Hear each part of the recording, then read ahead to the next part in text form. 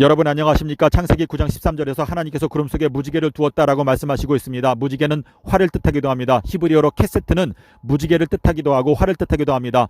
영어로 레인보우는 비가 만들어내는 활이라고 하는 뜻을 갖고 있습니다. 하늘에 무지개가 뜨게 되면 그 무지개의 모양이 활 모양을 하고 있기 때문에 내가 나의 구름 속에 무지개를 두었다, 내가 나의 구름 속에 활을 두었다, 둘 다 맞는 번역이 되겠습니다. 계시록 6장 2절에서 백마탄 자가 활을 갖고 있다, 백마탄 자가 무지개를 갖고 있다라고 말하고 있습니다.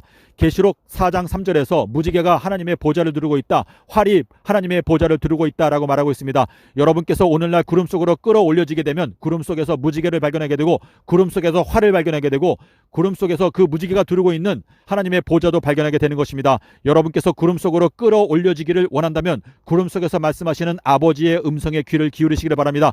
마태복음 17장 5절에서 아버지께서 구름 속에서 말씀하시기를 너희들은 내 아들의 음성에 귀를 기울여라 라고 말씀하셨습니다. 아버지께서 이끌어주지 아니하시면 어느 누구도 예수님께로 갈 수가 없습니다. 요한복음 6장 65절의 말씀대로 아버지께서는 오늘날 저희들을 예수님께로 이끌기 위해서 말씀하시고 계십니다. 구름 속에서 말씀하시기를 너희들은 내 아들의 말을 들어라 라고 말씀하시고 있습니다. 요한복음 10장 27절에서 예수님께서 말씀하시기를 내 양은 나의 음성을 듣고 나는 그들을 알며 그들은 나를 따라온다 라고 말씀하시고 있습니다. 요한복음 10장 12절에서 이 우리에 들지 않은 다른 양들이 내게 있어서 내가 그들도 인도할 것인데 그들이 나의 음성을 듣고 한 무리가 되어 한 목자 아래 있게 될 것이다 라고 말씀하시고 있습니다.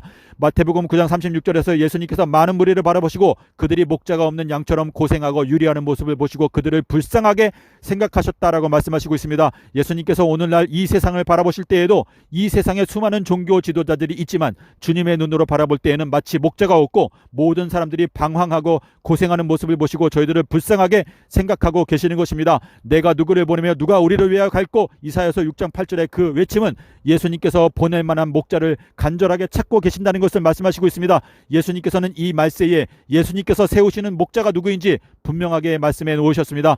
요한복음 21장 15절 16절 17절에서 요나의 아들아 너가 목자다, 요나의 아들아 너가 나의 양들을 먹여라, 요나의 아들아 너가 나의 지극히 작은 양들을 먹여라 라고 명령을 하셨습니다. 요나의 아들이 되기 위해서는 요나의 표적을 깨달아야 합니다. 예수님께서 마태복음 16장 17절부터 요나의 아들아 너가 계시의 말씀을 깨달았다, 요나의 아들아 너가 천국의 열쇠를 갖게 된다, 요나의 아들아 너가 음부의 권세를 이긴다, 요나의 아들아 너가 반석이다, 내가 이 반석 위에다가 나의 교회를 건축할 것이다 라고 말씀하셨습니다. 새 예루살렘의 기초는 요나의 아들입니다. 예수님께서도 요나의 아들입니다. 요나는 비둘기를 뜻합니다. 예수님께서 침례를 받고 물에서 올라오실 때 하늘에서 비둘기의 성령이 내려와서 예수님에게 임하였습니다. 시편 91편 1절에서 지존자의 은밀한 곳에 거하는 자는, 지존자라고 하는 단어는 히브리어로 엘 요나, 위쪽에 계신 비둘기를 뜻합니다. 믿음의 형제자매 여러분, 저희들은 이 마지막 때 인자의 징조를 깨달아야 합니다.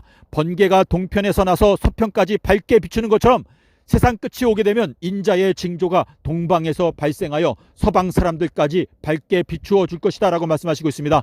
여러분께서 오늘날 주님과 함께 일하기를 원한다면 인자의 징조를 온 세상에 밝게 비추기 위해서 협력하셔야 합니다. 마태복음 24장 3절에서 세상 끝이 오게 되면 어떤 징조가 있겠습니까? 예수님께서 말씀하시기를 인자의 징조가 너희들의 눈에 보이게 될 것이다 라고 말씀하셨습니다. 이 인자의 징조는 예수님께서는 알파와 오메가, 처음과 마지막, 시작과 끝이시기 때문에 아담과 하와가 범죄했을 때 인자의 징조가 나타났습니다. 아담과 하와는 기원전 4001년 12월 10일 수요일날 선악과 열매를 따먹고 일요일날 가죽옷을 입었습니다. 예수님께서는 서기 30년 4월 5일 수요일날 십자가에서 죽으시고 목금토를 땅속에서 지내시고 일요일에 부활을 하셨습니다. 에스겔 1장 1절 30년 4월 5일 예수님의 십자가 사건의 날짜에 대한 예언입니다.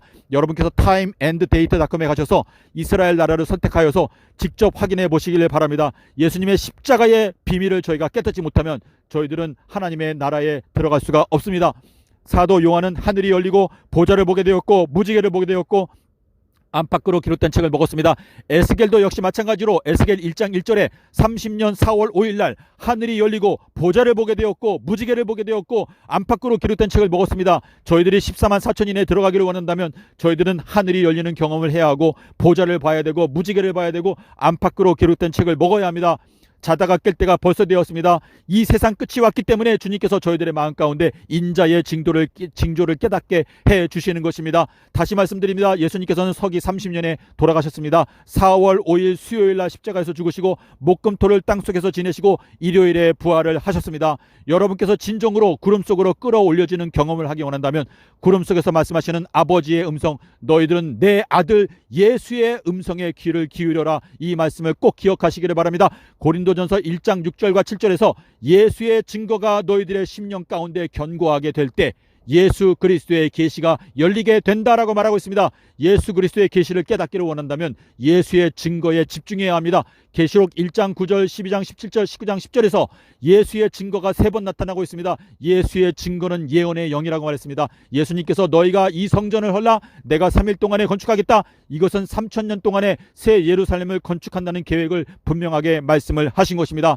여러분께서 예수님의 양이 되기를 원한다면 예수님의 음성에 집중하시고 기도하시면서 예수님의 음성을 알아듣기 위해서 노력하시기를 바랍니다. 예수님께서는 서기 30년 4월 5일 날 돌아가셨습니다. 수요일 날 돌아가셨습니다. 다니엘서 9장 27절에서 일주일의 가운데에 돌아가셨습니다.